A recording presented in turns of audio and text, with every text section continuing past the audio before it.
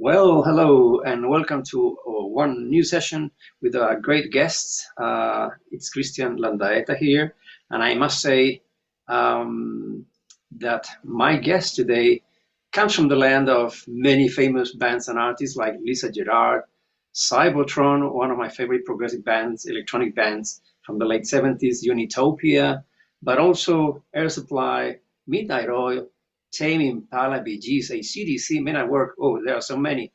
Nick Cave, Andrew Thomas Wilson, an interesting film music composer, Chris Neal, and Charles Wayne, whose score to Peter Weir's film, The Last Wave, became an instant personal since the first time I saw the film. Welcome, Mr. Jim Ottaway, award-winning Australian composer and recording artist. How are you? A pleasure Thank to you, meet Christian. you. Look, I'm very well. Thank you, Christian. It's lovely to talk with you. Uh-huh. Yeah, yeah. Thanks to Claudio who suggested the contact. We could say that, well, you have several works on your curriculum. Your style, I think, is usually described as melodic, rhythmic, instrumental electronic music, and it covers space, ambient, electronic, and new age soundscapes and music for film. And your new album, your most recent album, called Odyssey, Cosmic Odyssey, focuses on the wonders of the cosmos. Is that true? That's correct. Yes, I have a whole series of space ambient albums, Christian, and I started recording those around about 2005. That style of music, and so I call it a series of CDs. And the most recent one is Cosmic Odyssey, and it was released on the 15th of August. So it's only been out a few weeks now, and it seems to be getting a little bit of airplay. It had some nice reviews, which are published on my website now. But yeah, I'm trying to think, but there's around about eight or nine CDs in that space ambient series that I've released. Yeah, I'm glad to hear that you get some radio airplay. Is that common in Australia? Are there several radio stations that play this music, or just a few? Look, I think probably the majority of my airplay that I know of, because I try and track it because it's nice to know what people are playing and what they're not playing, but mostly in the United States and Germany, the Europe area, and Australia here too, because we have what they call community radio here in Australia, which is generally public funded type radio stations, and it's people who are really volunteering their services to provide a radio show for a radio station. And there are shows, for example, Ambient Zone, and those type of shows on different stations around Australia that do play electronic music. It's really just trying to locate them. There are so many community stations around Australia, but I am attached to an organisation called AMRAP, which is for community radio within Australia, and that's very helpful in getting my music out to the Australian market. But Australia is also still very commercial oriented with the radio, the Mm. current pop music or the classic radio, the 1960s and 70s. Not there's anything wrong with that, because I absolutely love the music of the 60s and 70s. Um, but the more independent artists, you just don't get a run on that type of radio station. And I'm not sure about Australia, but it seems to be a worldwide phenomenon that, well, with the music platforms, there's so much access you pay for monthly fees and whatever. But I think that radio is maybe living its last moments. Maybe, I don't know. It seems that today not many people are listening to radio or FM anymore. Yeah, look, I'd like to think that radio will continue because it does provide that variety of music, and any time throughout the day you can turn it on, and there's music from the 50s, 60s, 70s, 80s right through, or there's chat radio, which some people like. Hopefully it'll continue, and I think it probably will, because when you think of it, it's always needed in times of emergencies and things like that to get Yeah, to spread word. yeah. So let's hope so, and the more that they play independent artists, that's as good as far as I'm concerned. Yes. Uh-huh. Well, I've been checking some of your releases. We have to say to tell the people watching us that you have your Bandcamp page with all of your works, and I would say that your music sounds to me like soothing, mesmerizing, and mysterious at times. And that's what I can express while listening to Jim Ottaway. I guess music many times is a mirror of the artist's soul, maybe. Then you could be somewhat reflexive in towards it or contemplative. You look like a happy person to me. Yeah, look, I try and lead a happy life. I live in a beautiful environment. I live on the Gold Coast of Australia. It's a beautiful beach area. I'm actually back a bit in the hinterland, mountains behind me. And I have wallabies, which are small kangaroos. I have koalas here, Oh, coloured birds called lorikeets and king yeah. parrots. They're here every day, and which you look out the door and you see a little wallaby grazing on the grass. So it's a very calming and relaxing area, and that does inspire me. But you're right with my music there, Christian, that there is a variety of music, and it is contemplative and meditative, but some of it is up tempo. But what I try and do with my music is bring in melody. I think melody is so important. Even in the space ambient stuff, I try and bring not to every piece, because some of them are more eclectic and avant-garde, I suppose. But I've always a little bit of a sucker for a nice melody, the Vangelis style, those beautiful melodies. So I try and bring that into my music. But yeah, initially the reason why I started music was for people for relaxation or meditation. That was the first few albums, which weren't internationally released initially, but I did release the very first one called First Light last year as a 20th anniversary edition. And that was the style of music that I was doing at that time. And then I realized that I could actually do, more up-tempo electronic stuff, which I really loved. The Tangerine Dream stuff, for example, from the 1980s. I particularly liked that style in the late 70s, early 80s. So Did yes, you? a wide variety of music there, Christian. Yeah, sure. Did you have any special inspiration or reason to get into this meditation style music? Look, Not I've studying. always loved music. Yeah, look, I've always loved music. Going back to when I was a young boy, I used to sit up my ear up against my elder sister's bedroom, listening to her playing the Beach Boys and Mhm, the Beatles 45s and Cliff Richard and the Shadows from the UK.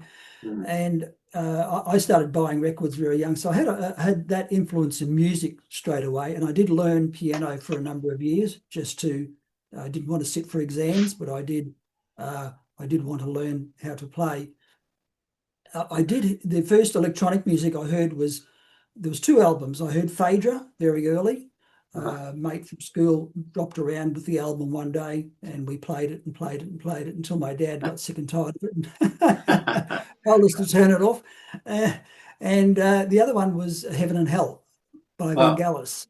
yeah, My sure. sister was doing modern dance at the time, and that was the album. The tracks from that album were used by the dance instructor for their concerts. So that's and then what was that, 74, 75, I think that era. And it was later when I started to get seriously into Tangerine Dream and Vangelis. But around about 2001, 2002, I was going through a bit of a low period in my life, a little bit of depression or not feeling that right about things.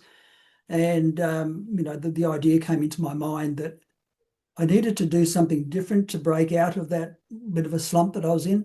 And I thought, well, I like music and let's try, composing. So I went out and bought a Casio keyboard.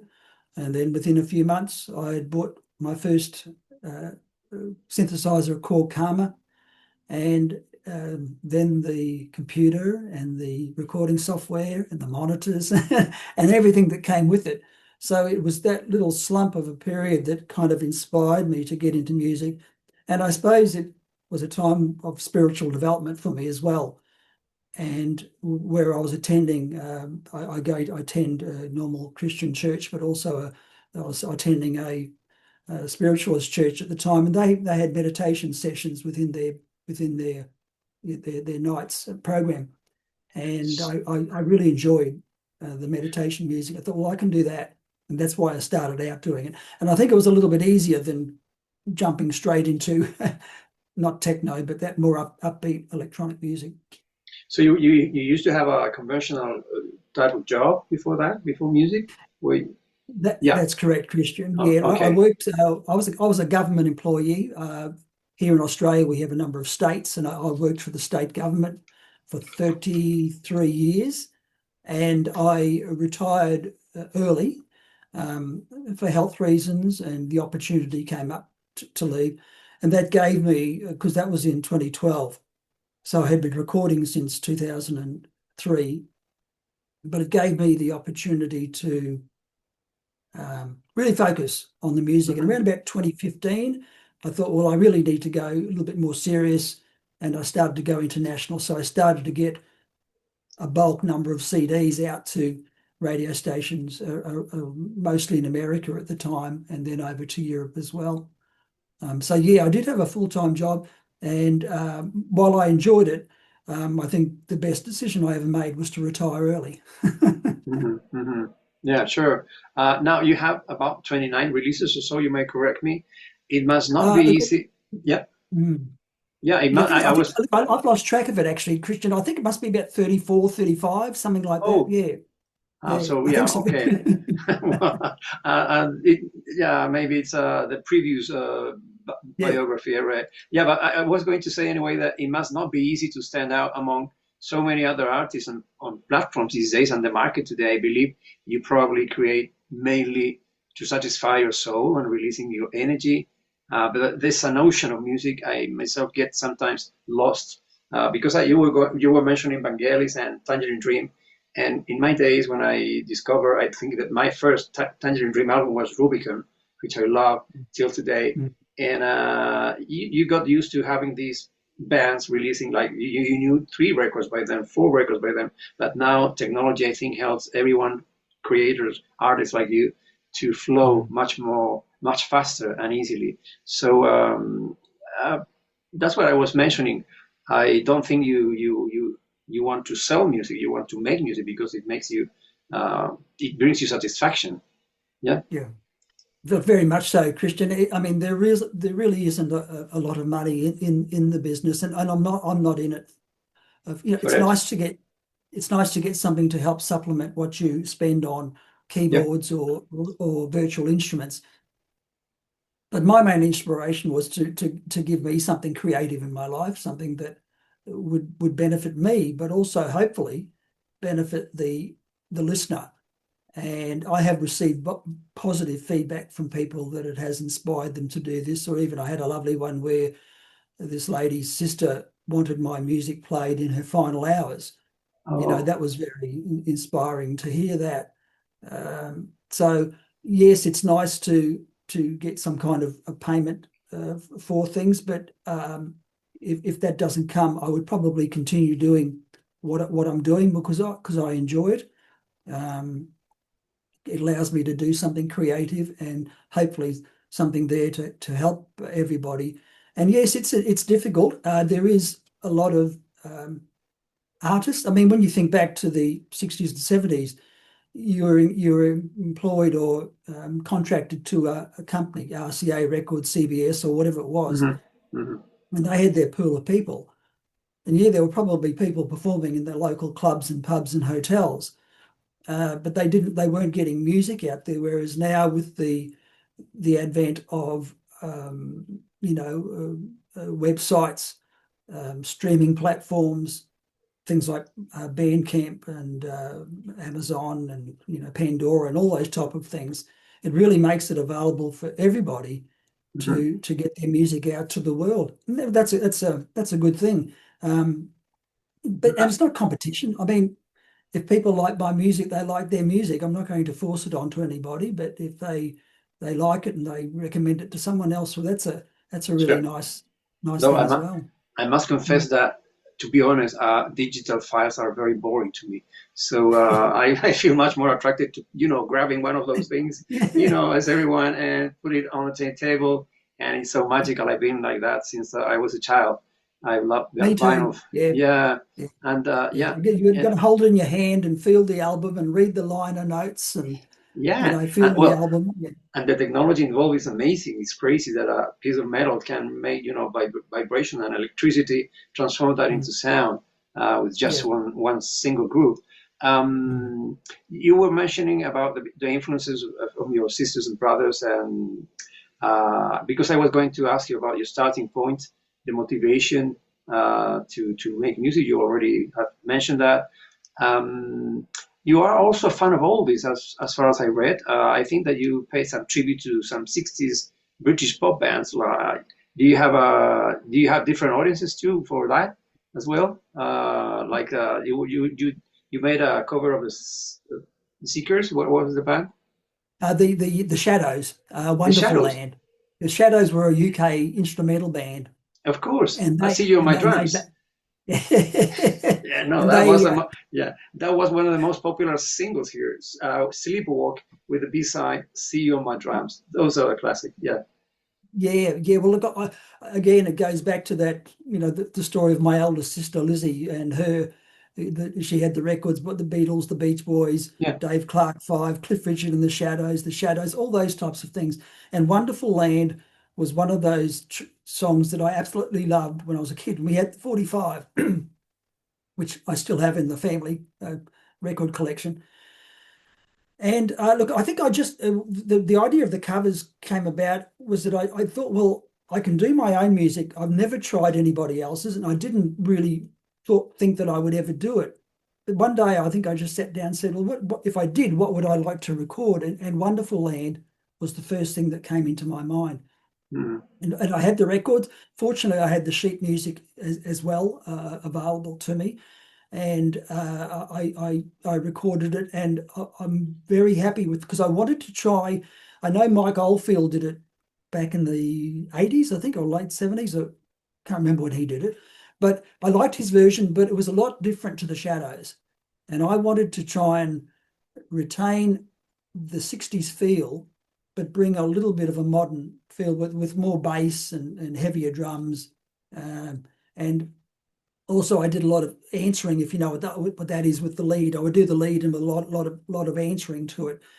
And I think it came out very well. So yeah, it's definitely a different audience.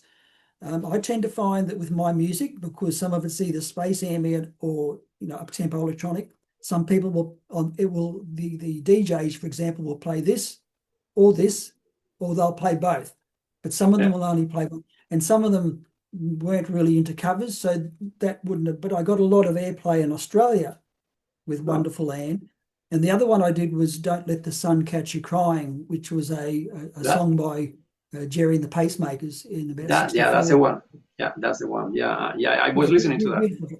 Yeah, Yeah. very nice. And Yeah, that one has more of a groove chill feel to the track that I gave it. But again, a beautiful melody, it is. it's beautiful melodies.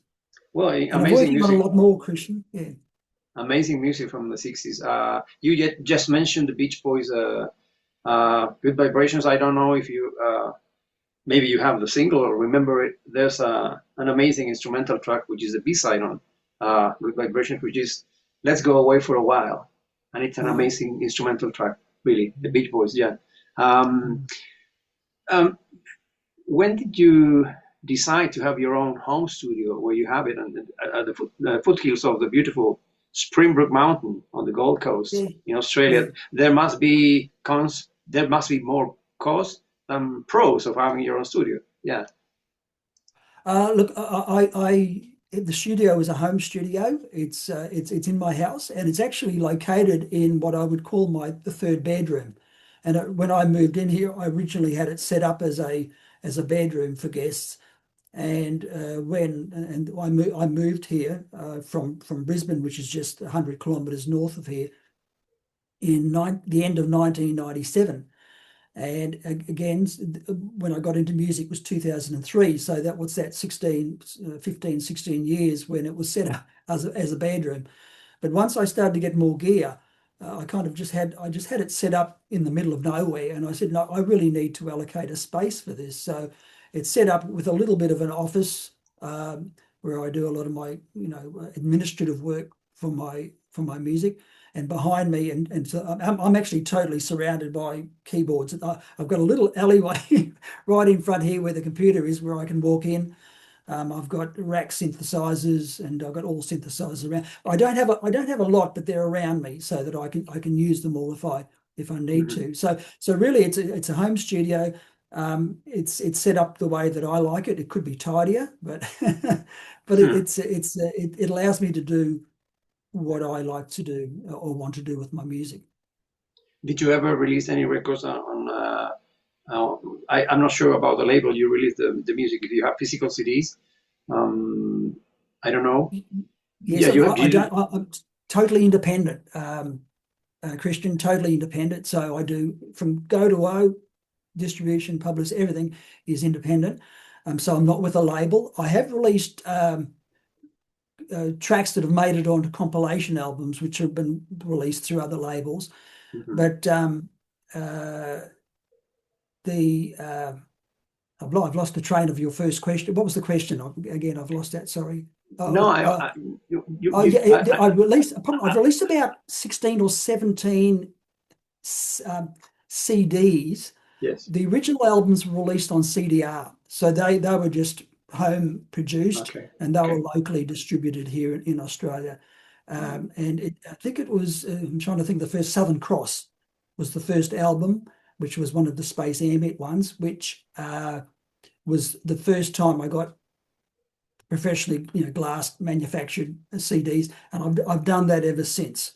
I thought it was the better way to go. And look, it's a relatively expensive process, and of course the cost of postage to send those around the world is quite hefty. But that's part of the deal, really. You don't have any vinyl albums out there? No, that would be nice, but I don't think that there would be a market for even for CDs. There's not a great. A lot of my CDs go to radio stations. I do sell CDs, but not a great number. But vinyl, I don't think that there would be a market, and I think that even the cost to get it manufactured, but to distribute around the world would, be out of my range, I think. And I don't think it's any use really producing a product if it's not going to be in demand. Okay. Now, going back to your creative process, how do you generate your music and images? What comes first? You get some images. You are inspired on some books you read. What I suppose life is enough. It's a big reason to get some inspiration. What makes you say, "Oh, I have to put this feeling in my mind, these images in my mind to music"? What comes first?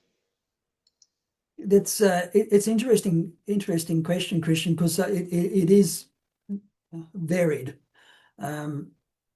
Sometimes I have composed a piece of music for someone who has influenced my life, my mum or my dad or some very close friends, and some of those have been released on some of my early CDRs. I try when I'm in the recording mode, when I'm in the music distribution phase, I don't get to do much music because there's so much admin involved. But once I get back into the recording, I could be recording and composing something every day. So whether there's an inspiration or not, things flow through. If you know what I mean, could be that I've been thinking of something that day. It might be just that I've been improvising on the keyboards, and I hear a nice melody, and I think, well, that could be a good verse, and then I do a chorus, that type of thing. So where that inspiration comes from, I think it's from above somewhere, and maybe it's deep within my mind that some of this stuff comes out. But there are the purposeful things too, the effect that people have on your life and how that will come through in a particular piece of music. You can probably tell by some of the song titles that I've composed. A lot of even the up-tempo albums have quite a spiritual feeling to them. A Promise of Eternity was the name of the album last year. Somewhere in between as well. And yes, you can see those there. Somewhere in between, When Eternity Touches Time Yeah. Yesterday Passing.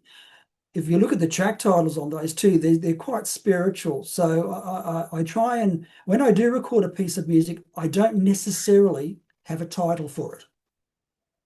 Okay. It's when I'm putting an album together that I will be thinking of what theme do I want for this album, and then I play the track and think, what do I feel? What do I hear out of that track? And that's why there's some very spiritual titles within those.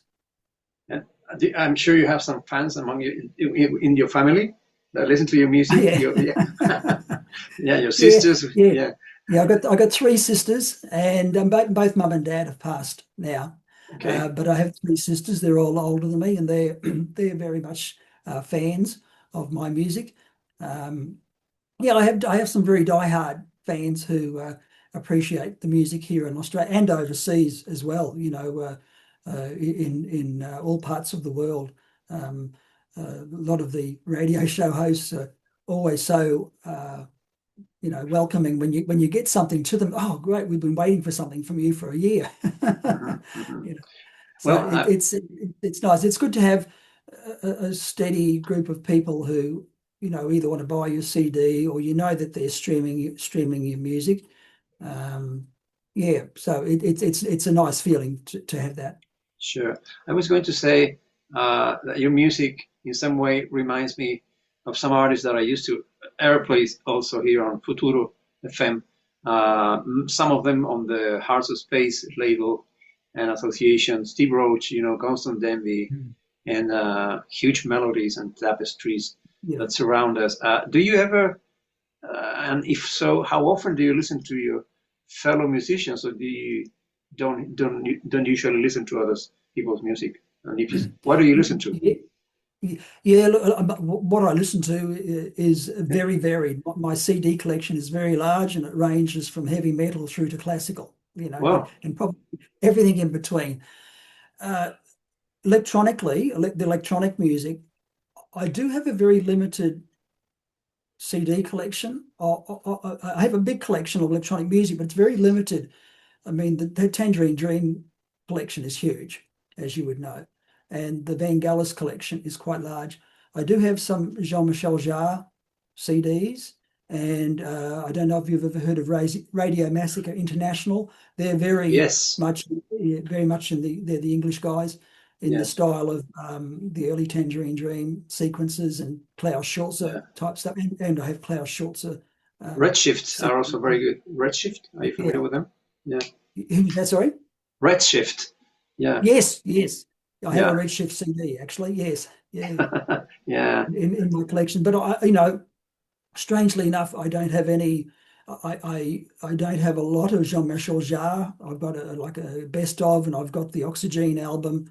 yeah. Steve Roach, I don't have it, but I don't think it's probably the fact that I was so focused on Tangerine Dream and Vangelis when I was young, in my early years, that I've kind of kept with those.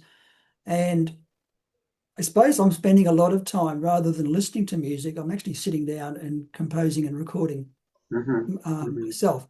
And I often think I shouldn't be outside sitting down reading. I should be inside doing my music. Sure. It's just Yeah. because you never know when inspiration is going to come, and it comes nearly every day I sit down. And what are some meaningful collaborations you've made, if so, or some plans you have for collaborating with somebody else in the genre in electronic music?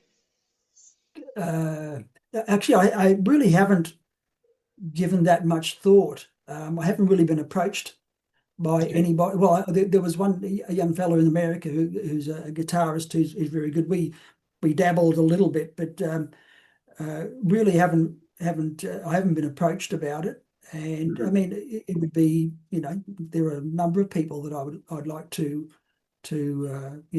maybe work with at some stage. And there was a fellow here on the Gold Coast where I lived. His name was Ted Otley. He was a composer.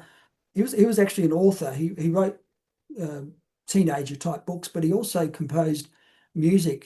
He did do some American television series in the early. I think they were American in the 70s, and he did big shows. He used to work with production with big artists like Mickey Rooney and those type of people. And he lived here on the Gold Coast, and he died a few years ago. And we used to sit down and talk music for hours. And we did start working on a bit of a, strangely enough, a bit of a rap thing that he was doing. But sadly, he died about 2 or 3 years ago now. So that's been put behind. But there aren't any plans for that type of work at the moment, Christian. But you know, I wouldn't write it off. It's always always a chance that could occur. Uh-huh. And why don't you tell me a little bit about you have won several awards in the film music industry, as far as I know.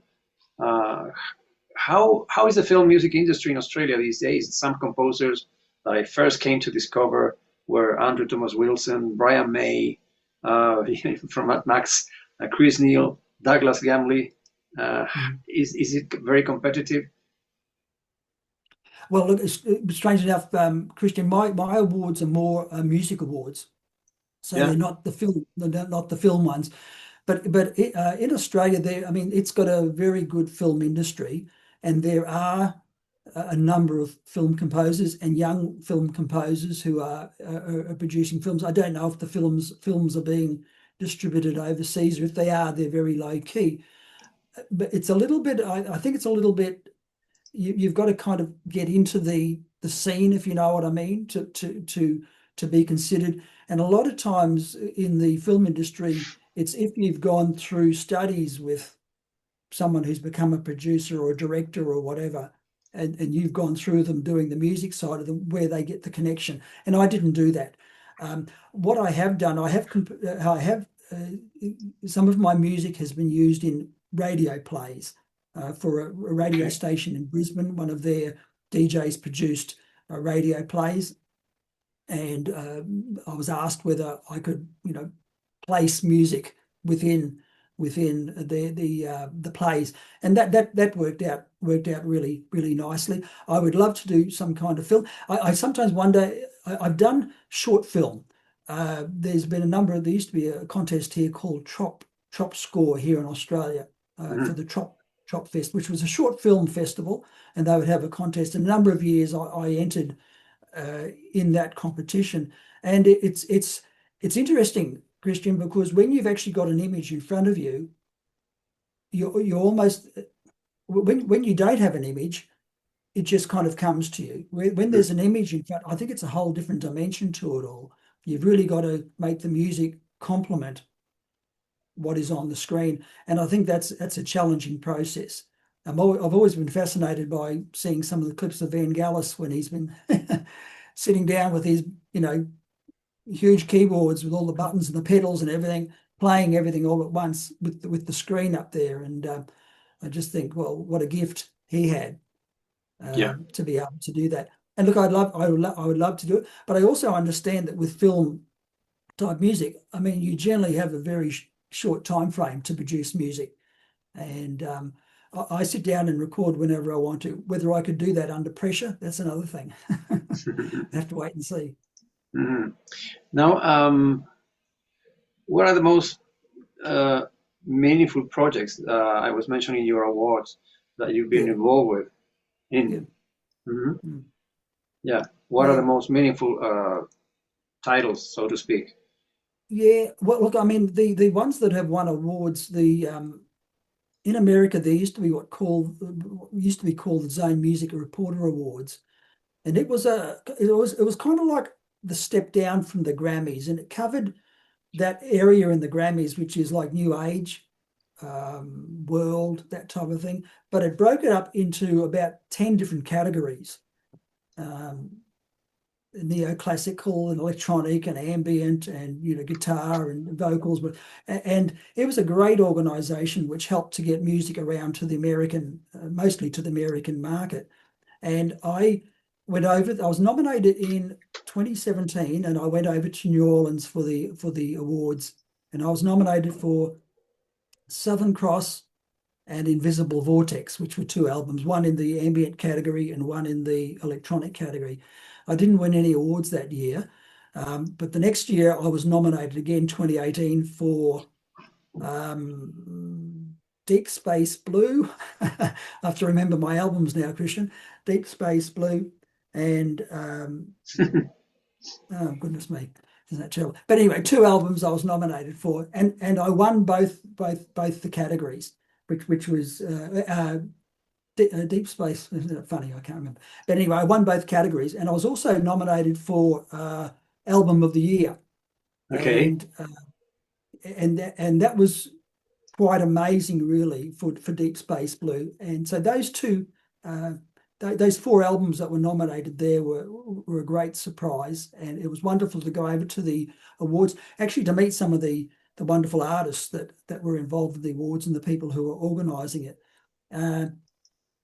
Since then, of course, COVID hit, and they did the awards, but it was all done online. And one of those years, I won for Best Electronic Album for When Eternity Touches Time, and I was very proud of that album as well, and to win that award. Actually, the year that Deep Space Blue won, it's strange enough, Steve Roach was also nominated in the same category. So I was quite surprised when I got that award.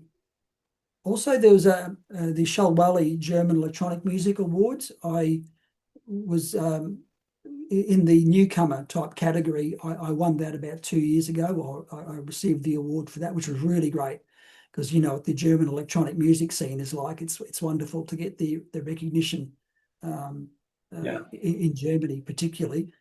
And I'm just trying to think that, I mean, there's been other awards that I've been nominated for. For example, my local awards here, the Gold Coast Music Awards. Last year was the first year ever I received a nomination for the album Infinite Universes. Mm-hmm. So that was a great surprise as well.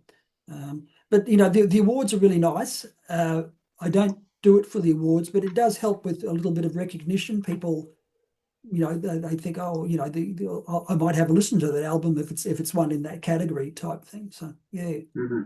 Sure. Now, a couple of different questions. Since you've been making some meditational music, do you believe in the afterlife? How much does our brief stay on Earth concerns you, or is it not a concern at all? I think that music can take you away to this area of thought. Like, I don't know, I myself was born in 1960, and as time goes by, you start feeling different ways that you weren't feeling, like when you were a teenager, of course, and things, you start changing your mind, your body, and all that. And then you realize that, yeah, it's a long road we've been walking on, but there's a moment when things start to change. Mm-hmm. So I don't know what your feeling is about that. Yeah, look, I very much believe in the afterlife. I was brought up Roman Catholic Christian, and I still hold that belief. It was around about that time when I was getting into the music that I was also getting into the more spiritual side of things, the spiritualist churches and meditation groups, things like that. And my perspective changed. I think it became more open to possibilities, whether it be, you know, through communication with spirit or, you know, inspiration through the spirit world. And just knowing that when you do lose someone here physically on this earth plane, you're not losing them. They're there, and they're helping. They're continuing to love, and you're still sending them love. And that's, to me, really comforting. And knowing that at some stage, mum and dad and all my very good friends who have gone, yeah, I'll be with them again. So from being a strict, you know, Roman Catholic through to a more varied approach to things now. And, you know, I had a very close friend who was an Anglican priest, Father Reg Mills, who gets a little bit of a recognition on some of my CDs for his support of my music over the years. He passed away about 6 years ago now, and in his last year of life, I was his carer. He had a brain tumor, but he was a huge influence on my spiritual life as well, too. So it's funny how different parts, as you said before, parts of your life, you kind of change, and sometimes it's just through natural progression. Sometimes it's through someone that comes into your life and influences you Hmm. in some way. Hmm. But yes, the afterlife. It's not something that I'm scared about. I'm looking forward to it when the opportunity comes. Yeah, sure. Just not today. Not yet. Now, and then we are living different times everywhere in the world. Immigration, um, well, all sorts of difficulties. Everybody seems to be fighting for her own ideas, and there's no community work sometimes. That's what I see here. And I was going to ask you, what scares you? What makes you uncomfortable? Do you have an optimistic view of what's to come? Climate, global warming, and all that is showing us a very uh, scary side of possibilities from nature, and I think that we have messed things up. So I don't know what if you have any worries. What makes you scared or worried?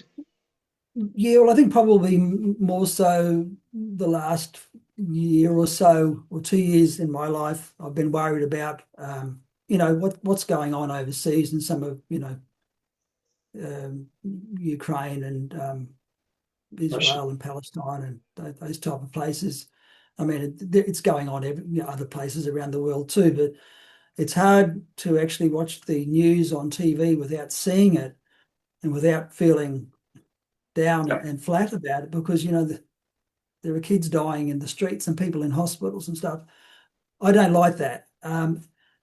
What can I do to help it? I'm not sure. You send out positive thoughts and prayers and stuff, but yeah, that it's. I think and I don't think it's just me, Christian. I think everybody's feeling that way at the moment, and even with the leadership around the world, that's a worry too. In a lot of countries, there's um, you know situations that aren't that pleasant. But things, climate change too. I mean, yes, it's even affecting us now with around the world. I mean, here in Australia, where I live, in March we had a cyclone go through. Thank goodness, which is very rare for where I live. It wasn't a bad one, but it just goes to show that it can happen anywhere. And we have bushfires. We had bushfires the year before. We had flooding, that year. So we get it all like a lot of places around the world. And is that going to get any better or worse? Well, probably worse. Whether that's going to, I kind of worry about the future of the young people who are growing up now and when they have children, what the world's going to be like. And on the more luminous side, what makes you happy? Little things, simple things, I suppose. Making a good melody. uh, Do you do sports? Do you have hobbies? What do you do in your free time when you're not writing music or playing? um, really now my real sport is walking and swimming. But I used to be a runner. I used to be an athlete, and I used to Wow. run marathons in between 1986 and 1997. I ran 11 marathons, and very very seriously and very competitively ran marathons here in Australia. And so and I'm kind of paying the price for that, paying the price for that now with sore back, sore neck, sore leg, sore body. Okay. Okay. I enjoyed that. That gave me an interest. Now I think my main I love music, listening to music still. Even when I drive, I put a CD in the car or connect to the phone, and that gives me habit. And I have some, I'm very lucky. I've got a wonderful family, and I've got some wonderful friends, and that inspires me to be around that and to help. I have in the past taken on caring roles, as I mentioned, for Father Edge Mills. He was one of the people that I was carer for a year.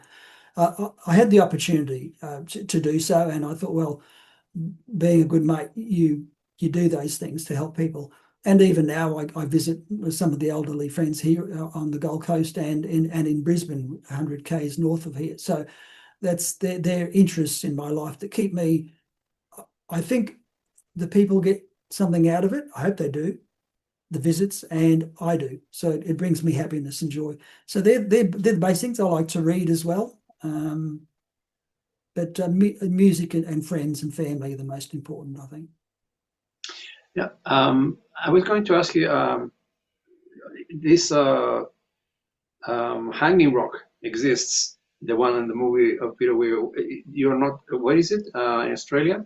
The It's famous. yes, it's I think it's in South Australia.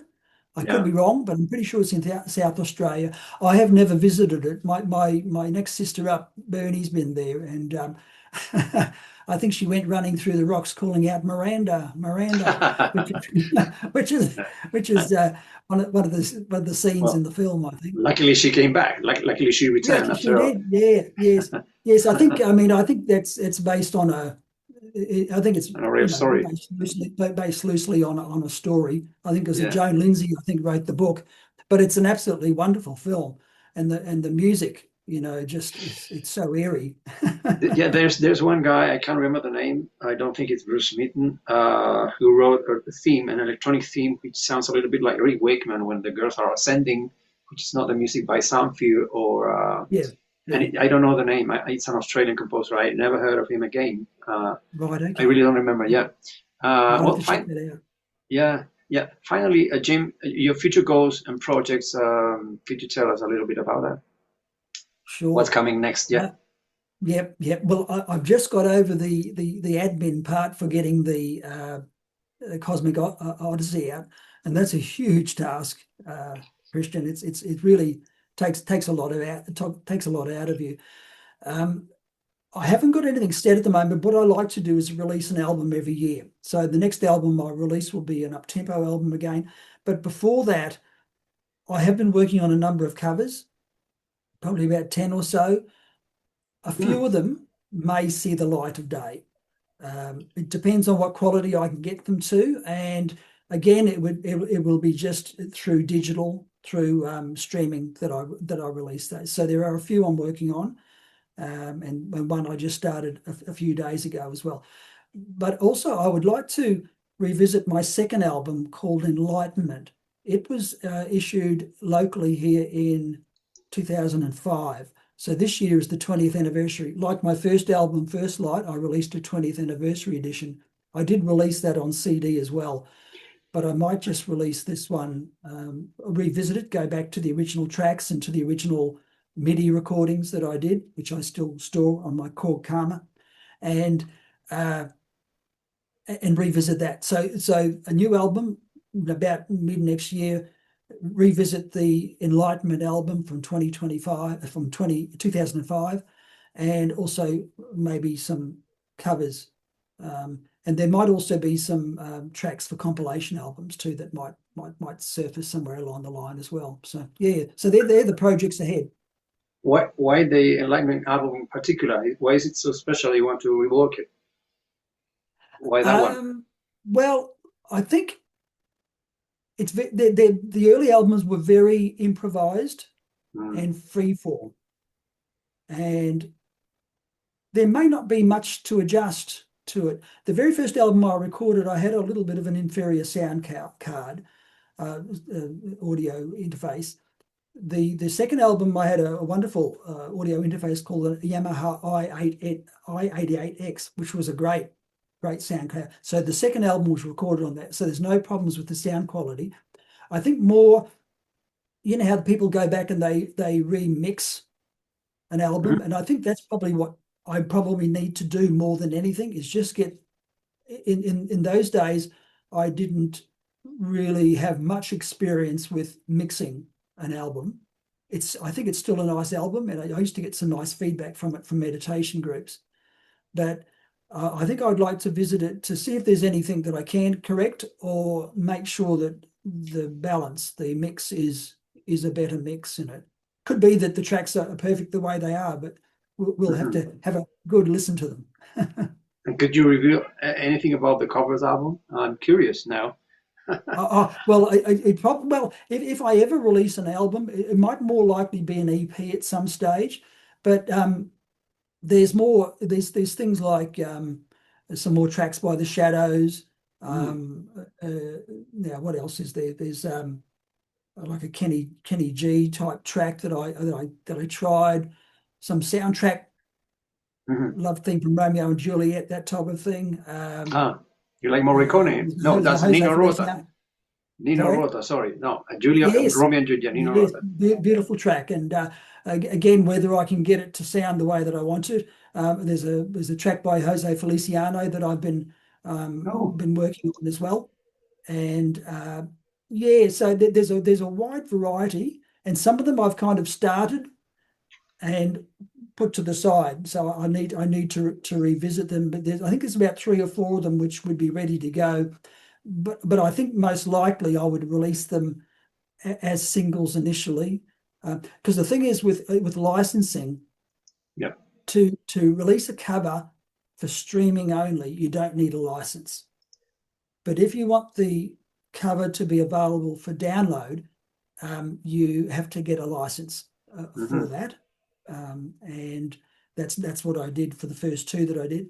And if you want to make it available on CD, there's an additional a license, like a mechanical license involved as well. So there's a little bit more cost involved, but I think I'm happy with the covers to be available, through Bandcamp and through the normal streaming sites. But yeah, look, they're a great challenge. But I wouldn't release them unless I was very happy with the way that they sounded. And I always try and keep the original feel to it, but make it a little bit more modern, if you can understand Okay. that. You mentioned Yamaha. Yamaha, are those speakers you have behind you? The white cone reminds me of Yamaha. Yeah, they're Yamaha. They're 8-inch monitors. So Okay. they're the near field monitors that I use to mix. Yeah. So they don't enhance sound. What you have is what you get. What you get is what you have there Mm-hmm. in the Mm-hmm. sound. So they're H8S, I think they're called, those the two Okay. monitors. Yeah, yeah. Uh-huh. And I have a Korg Wave State keyboard, a Yamaha MX49, Korg Karma over this side. Nova. Well, I have a Novation Mini Nova here, which I haven't bought it a year or so ago. Still haven't plugged it in. Uh-huh. Still sitting there, and a few rack synthesizers, Roland, Yamaha, and Novation racks as well. So yeah. And the levels of your computer are moving. Are you taping? What is that? It's No, just I'm not taping. Actually, it's actually a project that I've called a live studio ambient album, which okay. I, I think I put it together about 5 years ago, Christian, and one track actually made it onto the new album. And so whether I will, that's totally improvised. There's been no overdubs. There's been nothing on that one. I'll release it at some stage, but yeah, there's some interesting pieces Yeah. on there. And do you get to play live? Often, sometimes, never. I know it's not easy to play live. I mean, Yeah, look, mhm. yeah, look, Are you? I think I don't have I'm not really sure, Chris. I've only done one live performance with keyboards, synthesizers, and that was at that spirituals church I was telling you about. And it was one of the ladies was doing a meditation, and I did the background music for her, and I actually released a little CD with her doing a meditation. It worked out really well. And I got it was only 15 minutes, but I got a huge buzz out of it, and I could understand what artists get when they perform live from Mhm. that.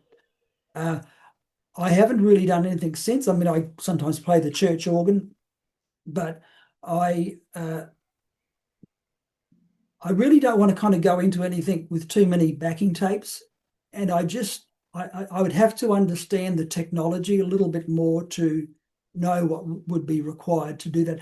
I mean, you can get out there and I could just do improvisations, and that would be probably fine. Another thing is finding an audience. Yes, if you were doing it, at a meditation group, you'd probably have an audience there. But I mean, most of the scene here on the Gold Coast and around Australia is it's more of the young folk, with the young pop music or the singer songwriters, that type of thing. So it doesn't worry me that I don't perform live. If the if the opportunity came up, I would really need to think about, you know, have the wherewithal to put it all together. Mhm. It would be a real buzz, but I don't have anything planned either for that at the moment. All studio stuff. I've got, about 50 or 60 hours of stuff recorded that I can choose from for future albums, and I'm composing and recording every day. So that's my interest. Great. Well, I hope the good day comes. Now, let's tell people watching that they can visit jimottaway.bandcamp.com for your music. And also, I think there's your own website. That's right. It's JimOttaway.com. Yeah, that's correct. That's it. Yeah. Mm-hmm. So that's Bandcamp and my website, and of course there's the YouTube channel, and whatever streaming platforms people use. All the international albums are available for streaming on those. Tidal and Deezer, Pandora. I think Pandora is only available in the States, but Amazon, Apple Music, that type of thing. So yeah, the music is out there, and if people just search, do a Google search under my name, most of that stuff will turn up anyway. Yeah, sure. Well, it's been a great time talking to you, meeting you. Thanks for the time, for the interest. It's been an honor, a pleasure. So I hope it's not the last time. So yeah, thanks for the time, Jim.